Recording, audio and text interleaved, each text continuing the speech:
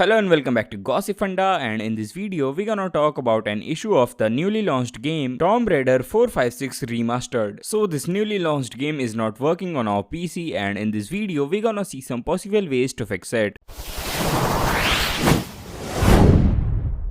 So as you know, the game is new and that's why we don't have enough information regarding this. We don't even know whether the following issue occurs because of a bug or something else. So this video will be based on the reviews by the players all over the world. So if you are also facing issues while playing this game on your PC, then first of all make sure to check the system requirement of the game. You can see the system requirement of the game on your screen and make sure that your PC at least meets the minimum system requirement. The second reason behind this issue is improper installation, and in that case first of all verify the integrity of the game file. You can verify the integrity of the game file from Steam and even perform a reinstallation if requires. After the reinstallation, restart your device and then restart the game. You can even try to run the game as administrator, and for that just right click on games application and there you will get an option of run as administrator. So these were some ways by which you can easily fix your issue. I hope this video was useful to you. Make sure to like, share and subscribe.